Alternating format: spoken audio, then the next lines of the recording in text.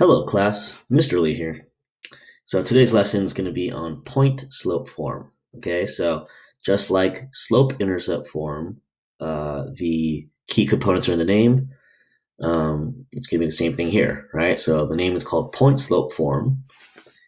You're going to have some point on the line accompanied with a slope, and that'll give us information to graph the line. Okay, so it looks kind of, might look a little daunting here, but let me try to explain each of these components. And I would keep looking back at your Canvas page, right? I have that little mini lesson image so you guys can refer to what these variables mean. Okay, so M is still your slope. That hasn't changed. We have this new notation x1, y1. Okay, so it's just a subscript. It's just to kind of differentiate from your actual x and y variables in your equation. Okay, so the original x, the original y, that has to stay put in your equation. But then these x1 and y1 values, that will be substituted with specific numbers.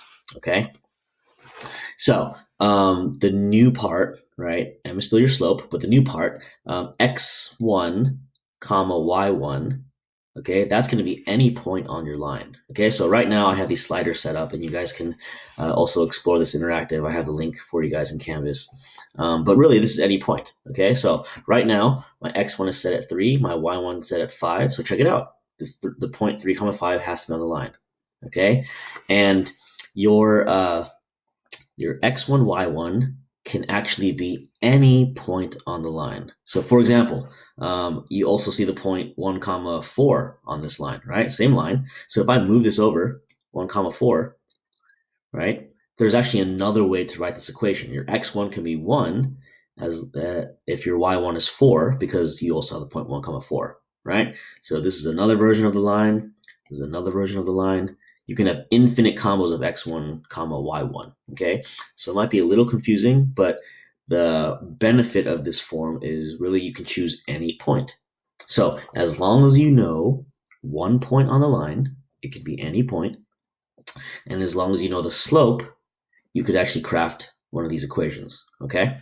So check it out. I know we have these sliders going, and I know we have this line shown, but let me actually overlay it with another equation that'll produce the same line so you guys can see what's going on, okay? So I'm going to start from scratch. I'm going to go y minus y1. My y1 was 5, right? Because it has a y coordinate of 5, one point that goes through it. I'm going to go equals, and I need to go, I'm going to keep following this form. So m times x minus x1, my slope was the 0.5, right? We could even visualize that as 1/2, right? 1 over 2, right? It goes up 1 over 2, up 1 over 2. You guys see that? So I'm going to write a 1 over 2 as my m value, multiplied in parentheses with my x minus x1, okay? So my x and y are still staying as variables. I'm filling in x1, y1, and my m value. Okay, so now time for my x1 value. That is, again, any point I chose on the line, which was 3 comma 5. The x coordinate of that is 3, so then I write a 3 there.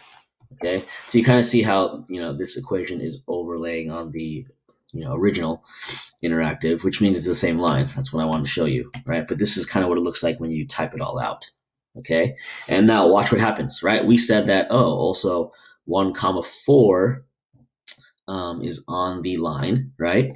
So there are infinite ways, like I said, to write this equation. If I have 1 comma 4, you can also pick your x1, y1 as 1 and 4, right? So check this out. If x is 1 and if x1 is 1 and y1 is 4, right, it produces that same line, right? You just kind of manipulate and change this equation a little bit. The slope is still the same, but I change my x1 to 1. I change my y1 to 4.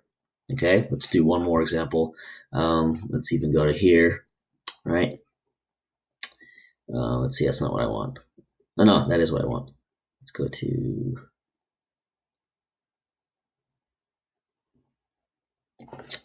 dismiss that real quick.